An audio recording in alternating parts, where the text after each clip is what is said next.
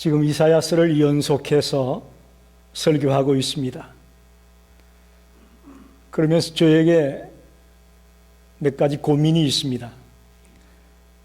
과연 우리 성도들이 이 말씀을 잘 이해하고 잘 따라오고 있는지 하는 고민입니다.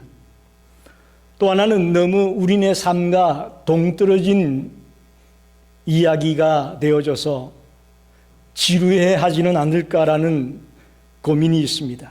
심판, 멸망, 하나님의 진노, 이런 이야기들이 이사야서 초반에 나오고 있기 때문이죠. 그러나 여러분, 디모데후서 3장 16절에 여러분이 잘 아는 말씀이 나옵니다. 모든 성경은 하나님의 감동으로 된 것으로 교훈과 책망과 바르게 함과 의로 교육하기에 유익하다, 이렇게 말씀하지요. 즉 하나님의 말씀에는 교훈도 있고 책망도 있습니다. 칭찬도 있고 징계도 있습니다. 그 이야기는, 설교는 내가 듣고 싶은 이야기만 듣는 것이 아니라는 것을 기억하십시오. 칭찬만 듣고 싶은데 하나님의 말씀에는 칭찬만 있지 않기 때문이죠.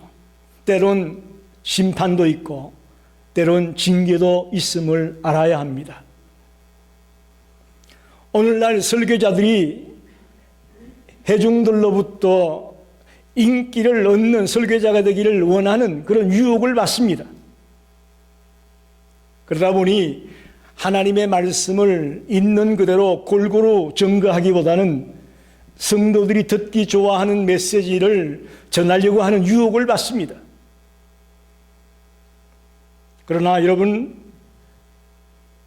설교는 여러분의 비유를 맞추기 위한 것이 아닙니다.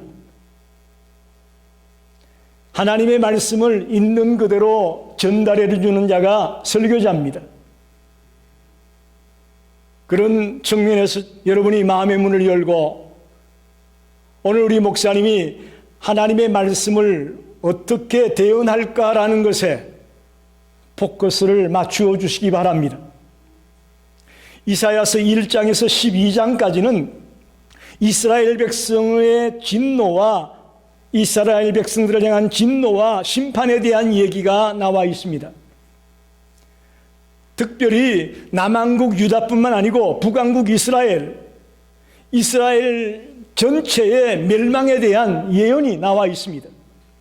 우리가 알다시피 북왕국 이스라엘은 아수르에게 망했고 남왕국 유다는 바벨론에게 망하지 않습니까? 즉 이사야가 예언한 이 예언이 그대로 이루어졌음을 우리는 알아야 합니다. 13장에서 23장까지는 이사야가 열국의 이름을 쭉 나열합니다. 바벨론, 아수르, 모압, 암몬 등 여러 나라들의 이름을 나열하면서 그 열국이 심판당할 것을 예언하고 있습니다. 그리고 지금 우리가 나누고 있는 24장에서 27장까지 소위 이사야의 소묵시록이라고 하는 이 부분에 보게 되면 세상 전체를 심판할 것을 선포하고 있습니다. 특별히 24장 3절에 보면 땅이 온전히 공허하게 되고 황무하게 될 것이다 라고 말합니다. 이것을 여호와가 말씀하셨다 그렇게 말씀합니다. 이사야가 이 말씀을 한 것이 아니고 하나님이 이렇게 세상을 심판하겠다고 말씀했다고 기록하고 있습니다. 여러분, 하나님의 심판은 양면성을 갖고 있습니다. 믿는 자에게는 구원이 주어지는 것이고 안 믿는 자에게는 멸망이 주어지는 사건이 바로 심판입니다. 양면성이 있습니다. 자, 먼저 오늘 1절을 보십시다. 26장 1절에 보면 여기 화면에 스크린에 나올 거예요. 그날에 유다 땅에서 이 노래를 부르리라. 우리에게 견고한 성읍이 있으며 그렇게 1절에 말하고 있습니다. 그날에, 여러분, 그날이 언제일까요? 마지막 날을 말합니다. 그날에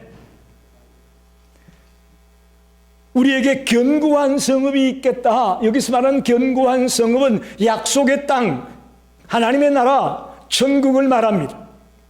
마지막 날에 우리들에게 약속의 땅이 있을 것이다. 천국이 있을 것이다. 라고 1절에 말합니다. 이렇게 되면 우리가 질문하게 되죠. 그럼 과연 그 땅에 누가 들어갈 거냐? 그죠? 그 견고한 성읍, 하나님의 땅에, 약속의 땅에 누가 들어갈 거냐? 2절에 설명이 나옵니다. 2절을 보십시오. 너희는 문들을 열고 신의를 지키는 의로운 나라가 들어오게 할지어다 라고 말합니다. 이 말을 하는 분이 누굴까요? 이사야일까요? 하나님일까요? 누굴까요? 말하는 주체가 하나님입니다. 너희는 문을 열어서 신의를 지키는 의로운 나라가 들어오게 해라. 하나님이 하시는 말씀을 이사야가 전달하는 거예요. 누구에게 이 말을 했을까요? 문들을 열어라. 천국에 들어오는 문을 열어라. 천사들에게, 대상이 천사들임을 우리는 인지해야 됩니다. 하나님이 천사들에게 이제 하나님 나라에 들어올 자들을 위해 문을 열어라 라고 말씀하는 거예요. 그런데 누가 그 문을 열 곳에 들어갈 수 있느냐? 신의를 지키는 의로운 나라가 들어간다. 의로운 나라라는 말은 의로운 성도들 전체를 일컫는 말입니다. 나라라는 말이 그야말로 나라가 아니고 의로운 모든 자들이 들어간다. 도대체 여기서 말하는 의로움은 뭐냐? 믿음으로 말미암아 의롭다함을 얻는다고 하지 않습니까? 여기서 말하는 의가 자기 행위가 깨끗하고 거룩해서 들어가는 것이 아니고 정말 신실하게 주님을 믿는 자는 의롭다함을 얻었으니까 그들이 들어가는 곳이다. 그래서 제가 그렇게 빨간 글씨로 써놨죠. 그리스도에 대한 신앙의 지조를 지키는 사람이 그곳에 들어간다. 오늘 설교 제목이 천국에 들어갈 자입니다. 이미 여러분이 알고 있습니다. 그러나 여러분이 알고 있는 것만 가지고는 부족합니다. 과연 천국에 들어갈 자가 누구일까? 신앙의 지조를 지키는 그런 믿음의 사람이 누구일까? 우리는 고민할 수밖에 없습니다. 로마서 4장 18절로 22절에 보게 되면 아브라함이 의롭다함을 얻은 것은 행위 때문에 의롭다함을 얻은 게 아니고 믿음 때문에 의롭다함을 얻었다 그렇게 말합니다.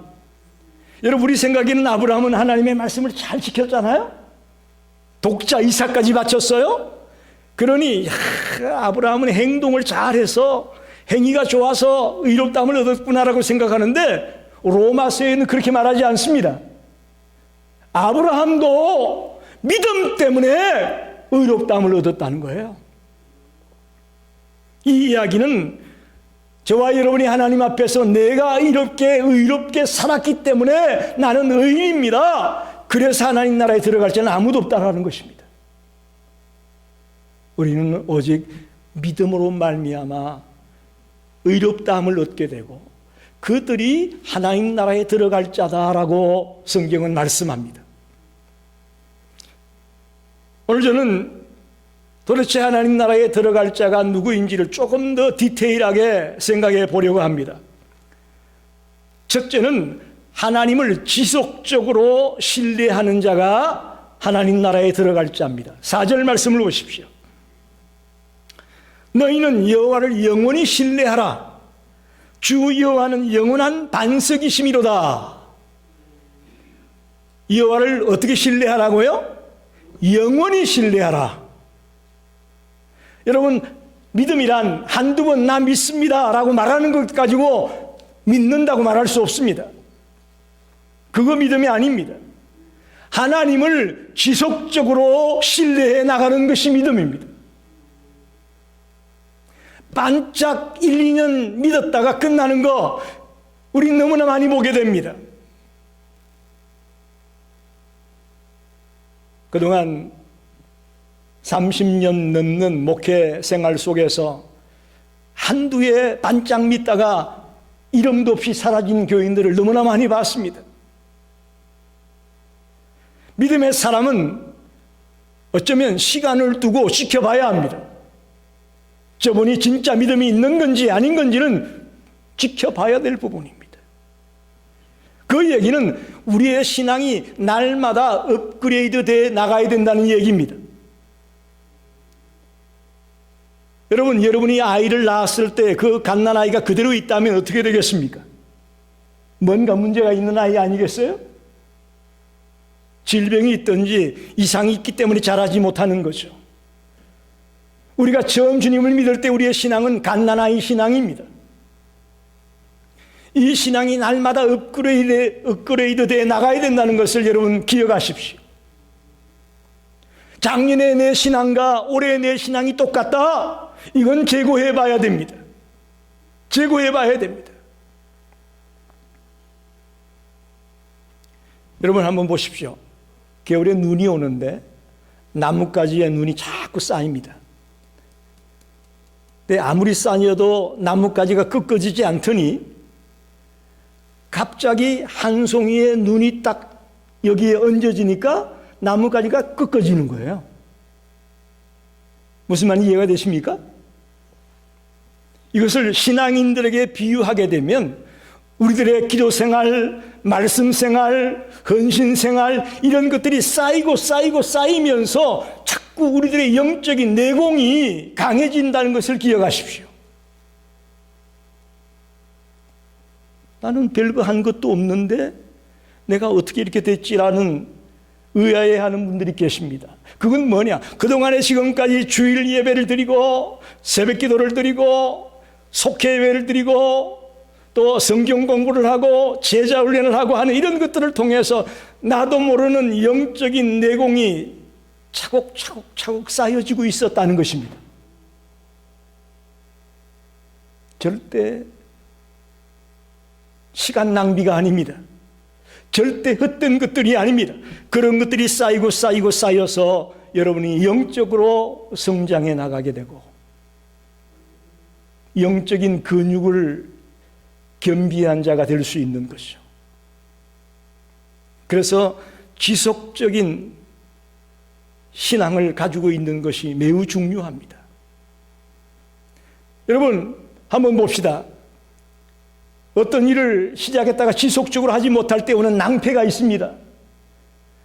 예를 들면 금연을 한다. 내가 술을 먹었는데 술을 이제 먹지 않겠다. 담배를 피지 않겠다. 그거 정말 결단해서 지키기가 참 어렵습니다. 조금 하다가 그만두는 사람들 많죠. 낭패를 봅니다. 다이어트를 한다. 내가 좀 살을 빼겠다. 그런데 그거 참 성공하기 어렵습니다. 한 몇 주 하다가 또다시 그냥 막 폭식을 하고 막 먹고 마셔서 다시금 원래대로 돌아가 버리는 얘가 얼마나 많습니까? 오히려 예전보다 더 찐다고 그래. 요즘 TV에 보게 되면 남자들이 식스팩을 자랑을 많이 합디다. 여러분 열심히 운동해서 식스팩을 만들었다고 합시다. 저는 그 반대의 사람도 봤어요. 과거에는 그렇게 좋았는데 지금 완전히 그냥 배사장이 됐어. 지속적으로 못할 때에 낭패 보는 일들이 한두 가지가 아닙니다. 마찬가지로 우리의 경건의 연습도 지속하지 못하면 낭패를 봅니다. 오늘 하나님을 지속적으로 신뢰하는 자가 하나님 나라에 들어갈 자임을 기억하십시오. 반짝 믿었다가 그만두는 자가 되지 말고 조금 더딜지라도 꾸준히 한 걸음 한 걸음 한 걸음 주님을 향해 나아가는 그런 믿음의 사람들이 되기를 간절히 소원합니다. 그게 우리들에게 너무나 필요합니다. 여러분, 제가 한번 말씀드리겠습니다. 신앙생활을 30년 하신 분이 계시다고 합시다. 그분이 오늘 주일 예배 시간 대피 기도를 맡았습니다. 이 자리에 올라와서 한 3분 동안 기도를 하는데 그분의 그 3분 동안의 기도 속에 30년의 신앙생활의 내공이 다 드러나게 되어 있습니다. 할렐루야. 그거 여러분 무시 못하는 거예요. 1, 2년 신앙생활 한 사람이 여기 나와서 기도할 때와 30년 신앙생활 한 사람들이 여기 와서 2, 3분의 기도지만 그 속에는 30년의 신앙의 내공이 다 드러나게 되어 있다는 얘기예요. 설교도 마찬가지입니다. 목회를 30년 한 목사가 한 30분의 설교를 한다고 합시다. 그게 한 주간 준비해서 되는 설교가 아니에요. 어쩌면 30년 동안 준비된 설교가 그 시간에 점거되어지는 거예요.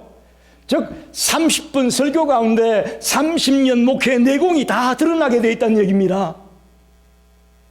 그러길래 우리의 믿음이 지속적으로 신뢰하며 지속적으로 믿고 나가는 자가 하나님 나라에 들어갈 자라는 것을 우리는 명심해야 될 것입니다.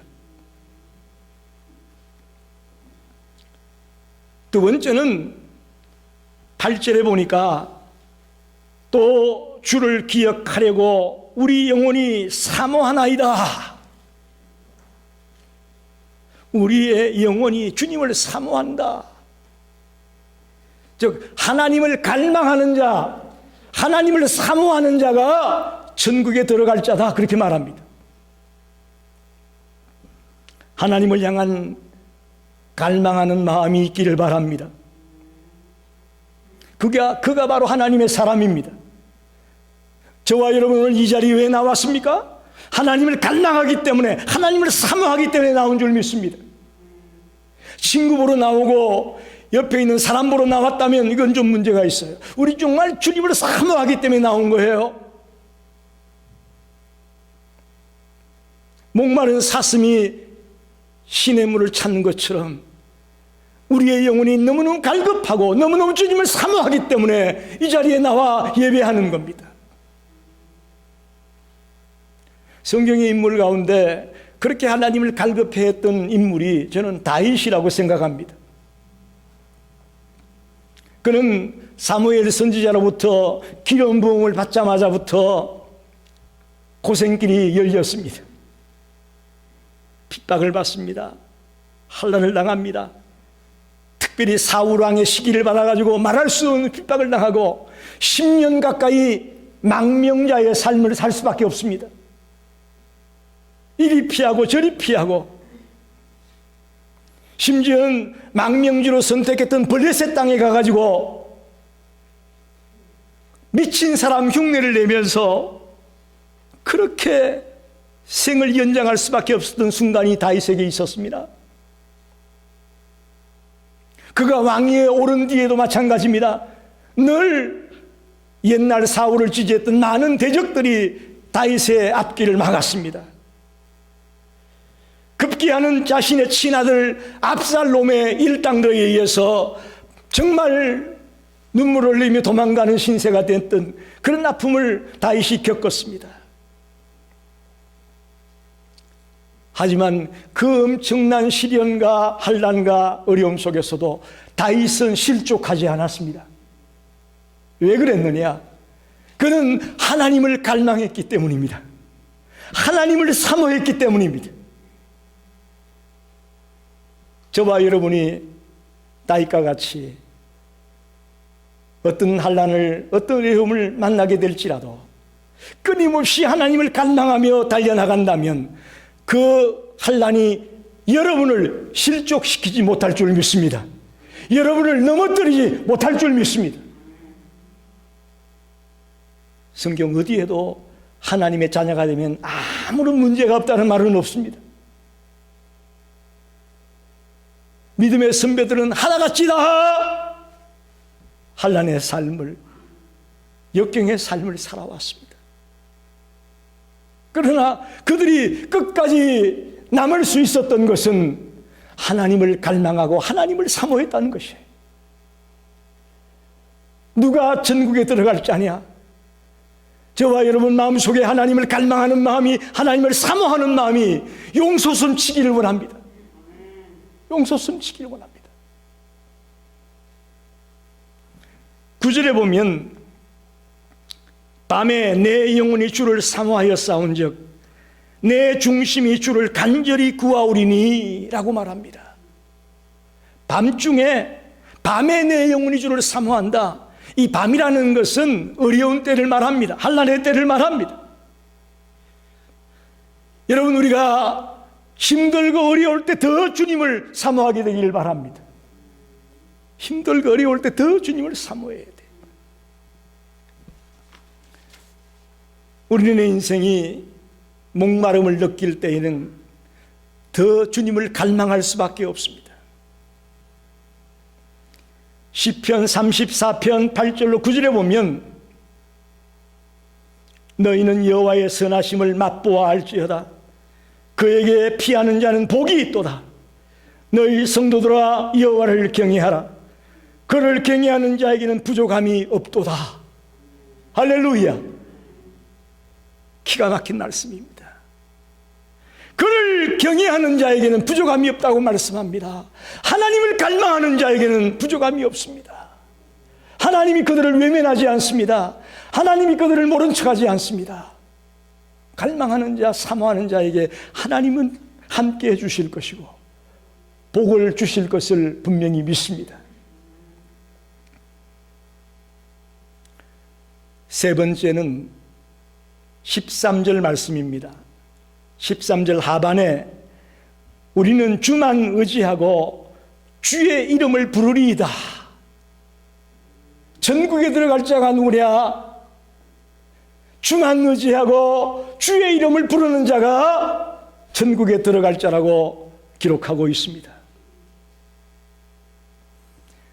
요한계시록을 보면 로마 황제가 초대교회 성도들을 엄청나게 박해했습니다. 그때 초대교회 성도들은 끝까지 주를 의지하고 끝까지 주의 이름을 불렀습니다. 할렐루야. 초대교회 성도들이 그 환난과 핍박과 박해 가운데서도 살아남을 수 있었던 것은 끝까지 주를 의지하고 주의 이름을 불렀다는 사실입니다. 여러분, 우리는 오늘 어떻습니까? 어떤 박해와 환난과 핍박이 오더라도 끝까지 주님만 의지하고 주의 이름만 부를 자신이 있습니까? 직장에 다니는 직장인들이 식사 시간이 되면 당당하게 눈을 감고 간절히 기도하고 식사하는 사람이 드물다는 이야기입니다. 왜? 안 믿는 자들의 눈치를 본다는 거예요. 여기는 안 계시겠지만 우리 대시카고 열린교회 성도들은 그런 분이 안 계시겠지만 많은 크리스찬들이 직장에 나가서 당당하게 눈을 감고 기도하고 식사하는 분들이 적다라는 거예요. 왜? 안 믿는 자들이 눈치를 본다는 거죠. 더 나아가 직장 안에 기독교인보다는 다종교의 사람들이 많이 있으면 그 사람들의 눈치를 보기 때문에 기독교인이라는 떳떳하게 난 크리스찬이야 라고 밝히지 못한다는 것입니다. 여러분, 초대교회 성도들은 사자굴 속에 집어넣고 그야말로 원형 경기장에서 굶주렸던 사자를 풀어놓고 그야말로 말할 수 없는 그 비극적인 일들을 당했지만 주님의 이름을 불렀습니다. 주님만을 의지했습니다. 근데 오늘 우리는 그런 시험도 아닌데도 불구하고 주님을 믿는 것을 부끄러워할 때가 있습니다. 이건 아니지 않습니까? 이건 아니잖아요. 여러분이 직장에 나가서 또 세상 속에서 어떤 모임에 가서 당당하게 나는 그리스도인임을 고백할 수 있기를 바랍니다. 주님을 부끄러워하지 마십시오. 주님은 나를 위해 돌아가셨습니다. 주님은 여러분을 위해 돌아가신 분이에요. 그분을 우리가 부끄러워한다면 이게 무슨 주님을 뵐 낯이 없어요. 주 156년경에 스무나 교회에 폴리캅 감독이라는 분이 있었습니다. 로마 정부는 그때 기독교를 박해하기 시작했습니다. 그런데 잘 안 되니까 몇 명의 기독교인을 정해서 그들을 처형하겠다고 결단을 했습니다. 그 중에 뽑힌 자가 폴리캅이에요. 그런데 그 당시에 폴리캅 감독은 나이가 86세입니다. 그래서 해유시켜서 그 사람이 주님을 안 믿는다, 주님을 부인한다고 하면 살려주자라는 생각을 갖고 접근했습니다. 폴리캅에게. 그리스도만 저주해라, 그리스도만 저주해라, 그럼 너 살려주겠다라고 해유책을 쓴 거죠. 그런데 이 폴리캅 감독이 이렇게 고백합니다. 나는 평생 동안 그분의 종이었다. 주님은 나에게 그동안 한 번도 나를 서운하게 한 적이 없다. 그런데 나를 구원해 주신 그 왕을 이제 조금 더 살겠다고 부인하란 말이냐? 부인하란 말이냐? 그리스도만 저주하면 살려주겠다, 그리스도만 저주하면 살려주겠다는 말에 눈 하나 깜짝하지 아니하고 나는 절대로 그를 부인할 수 없다고 고백합니다. 그는 그 결과 화형을 당해서 순교했습니다. 이것이 우리의 믿음의 선배들의 삶이었습니다. 끝까지 주를 의지하고 주의 이름을 부르며 나아갔던 사람들입니다. 그들이 들어갈 곳이 천국이에요.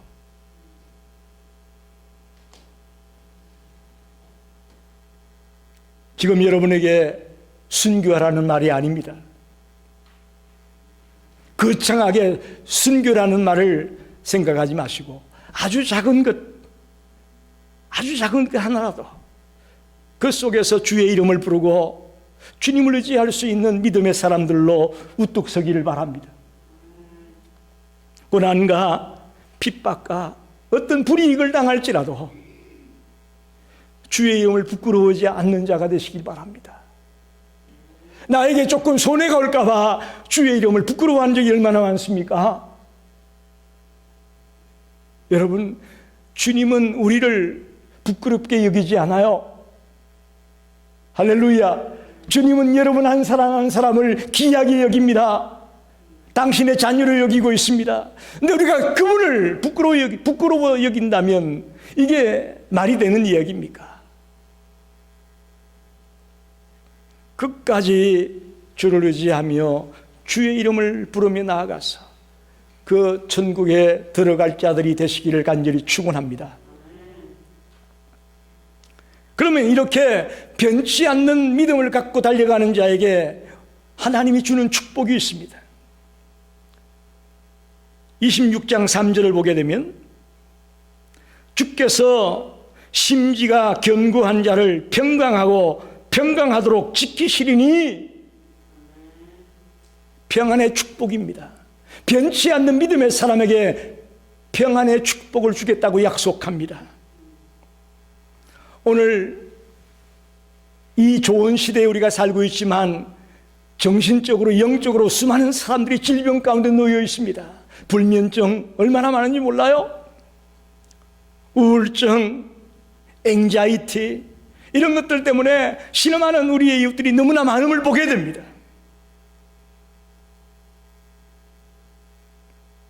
여러분, 이런 자들에게 누가 평안을 주시느냐? 심지가 견고한 자에게 평안을 주겠다고 말하잖아요. 변치 않는 믿음을 가진 자에게 이 평안의 축복이 주어지겠다고 말씀합니다. 저와 여러분이 영적으로 강한 자가 되어지고 주님이 주는 이 평안이 넘치게 되기를 간절히 축원합니다. 26장 12절에 여호와여 주께서 우리를 위하여 평강을 베푸시오리니 주께서 우리의 모든 일도 우리를 위하여 이루심이니이다. 예, 우리를 위하여 평강을 베푸시겠다고 약속하십니다. 어떤 자에게? 심지가 견고한 믿음의 사람에게, 변치 않는 믿음의 사람에게 평강을 베푸시겠다. 이 주님이 주는 평강이 저와 여러분에게 넘치기를 원합니다. 두 번째는 26장 7절에 의인의 길은 정직함이요 정직하신 주께서 의인의 첩경을 평탄하게 하시도다. 인도하심의 축복입니다. 우리네 삶을 하나님이 인도해 주시겠다면 어떤 자에게? 흔들리지 않는 믿음의 사람에게, 변치 않는 믿음의 사람에게 하나님이 인도해 주시겠다고 약속합니다. 여러분, 인생길이 왜 피곤합니까? 우리가 가는 길이 험난하기보다는, 그래서 힘들기보다는 우리가 가야 될 길을 몰라서 그런 거예요. 안 그런 분도 있겠지만 대부분의 여자분들은 모르는 길 가는 걸 꺼려하지 않습니까? 운전할 때?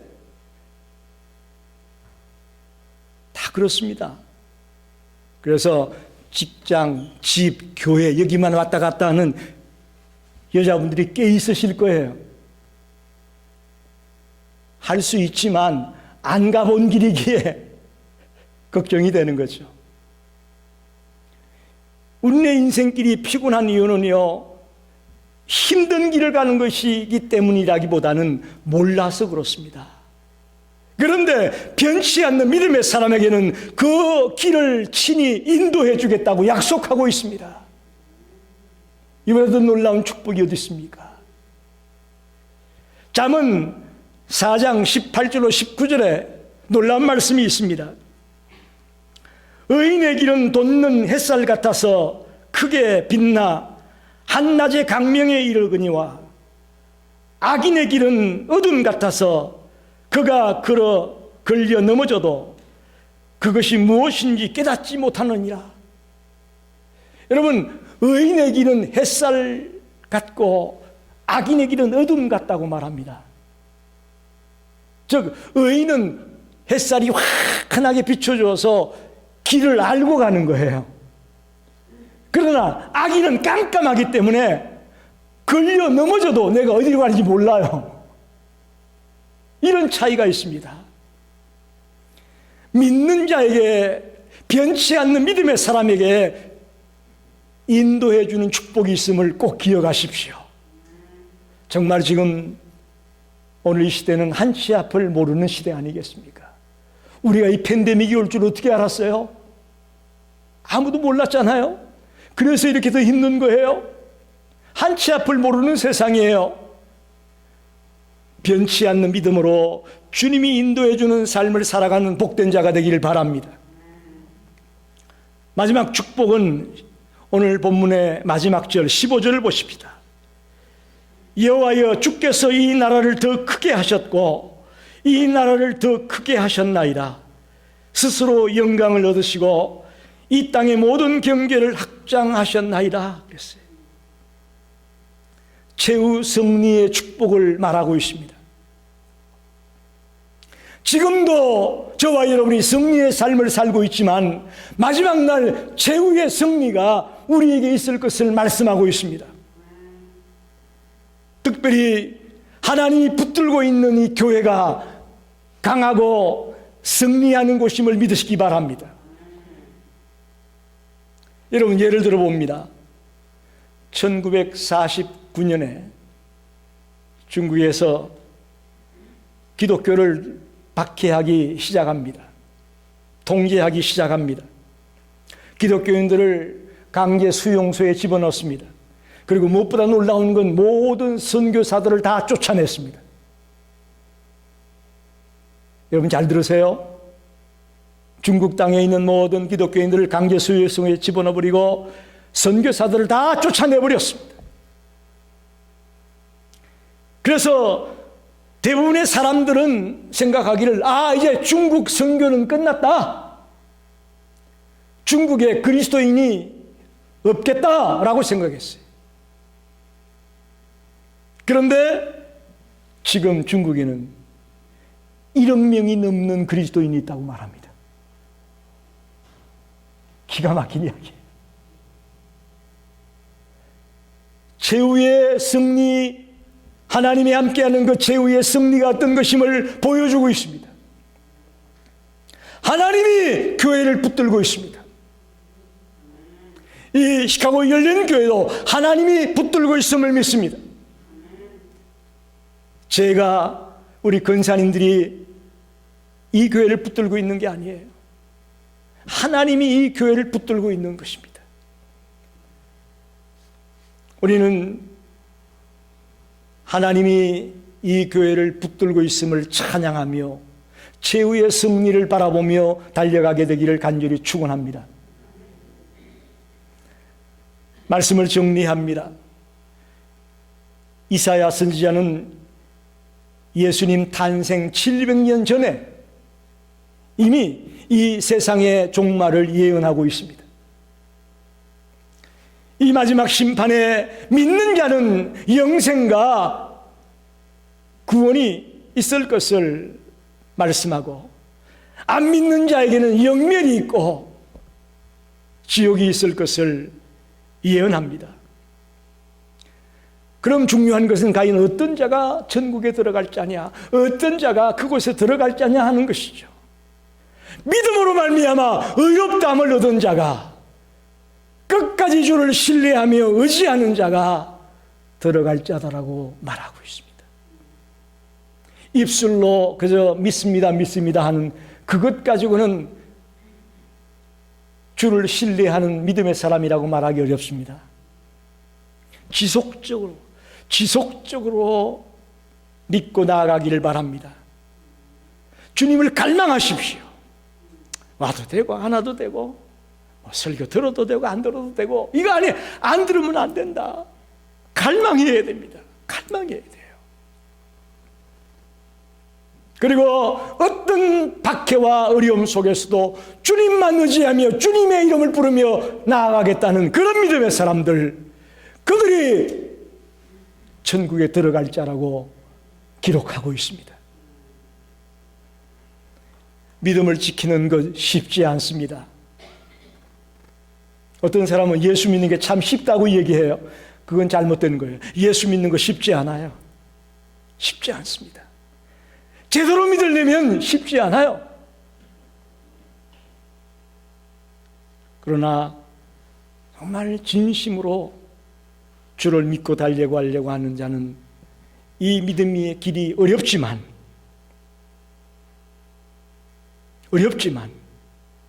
우리의 믿음의 선배들이 갔던 길이고, 또 주님이 우리에게 원하시는 그 길을 우리는 묵묵히 달려갈 수밖에 없습니다. 폴리카비, 일평생 하나님이 나를 버리지 않았는데 내가 어떻게 주님을 버릴 수 있느냐라고 고백한 것처럼, 저와 여러분도 절대로 주님을 버릴 수 없고 절대로 주님을 부끄러워할 수 없다는 그런 믿음을 가지고 남은 생을 살아가시기를 간절히 축원합니다. 기도하겠습니다.